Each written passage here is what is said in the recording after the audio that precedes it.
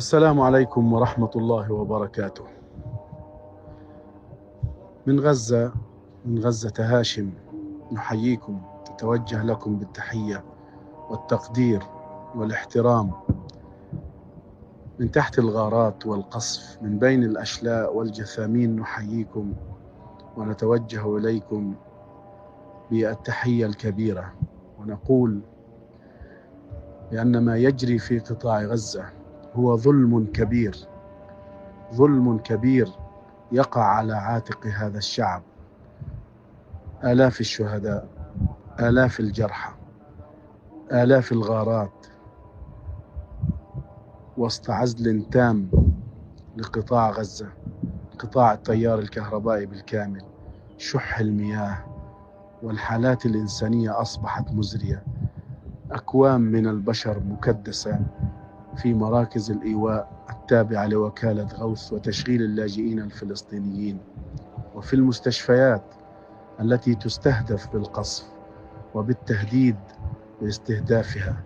وفي حال تم الاستهداف بالتأكيد سوف تكون هناك مجازر ومذابح كبيرة، لكن الاحتلال الإسرائيلي عبر طائراته استهدف محيط المستشفيات، لا سيما مستشفى القدس في منطقة تل الهوى.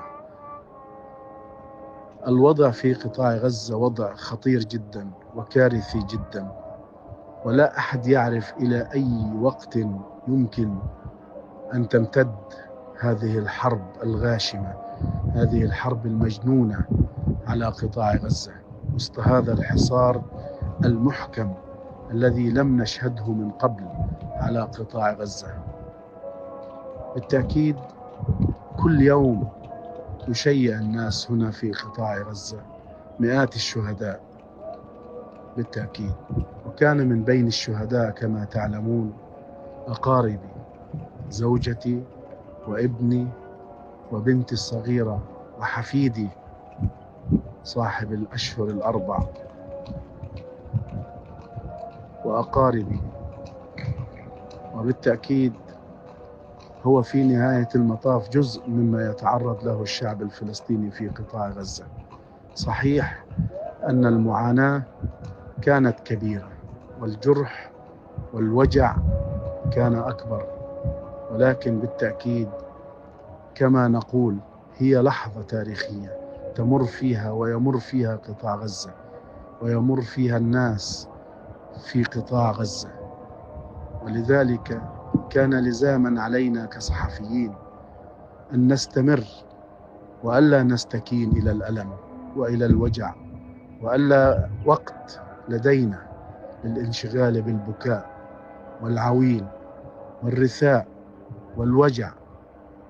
ولذلك واصلنا العمل وامتشقنا الميكروفون ووقفنا أمام الكاميرات من أجل أن نكون وأن نبقى حلقة الوصل بين ما يجري من ظلم في قطاع غزة وبين العالم، على هذا العالم يتحرك بكل شرائحه وقطاعاته، من صحفيين ومن نخب ومن مواطنين ومن سياسيين ومن صناع قرار أيضا، كل ذلك. ولذلك اعتبرنا أن هذه التضحية هي لحظة وفاء مع شعبنا، ولحظة وفاء مع دماء زوجتي وابني وبنتي وحفيدي وأقاربي، لحظة وفاء مع شهداء الشعب الفلسطيني، ولحظة وفاء مع صاحبة الجلالة التي اخترناها وانحزنا إليها، لحظة وفاء مع رسالتنا الإنسانية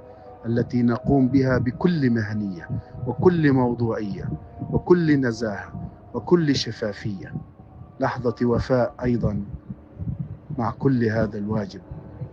ولهذا الواجب نحن مستمرون وسوف نستمر بغض النظر عن الوجع وعن الألم وعن الثمن. نتمنى أن نراكم بخير، وأن تكون وقفاتكم على نطاق أوسع معنا كصحفيين ومع شعبنا كشعب مظلوم محتل محاصر. وإلى أن نلقاكم، لكم منا كل التحية والتقدير، وإلى اللقاء. السلام عليكم.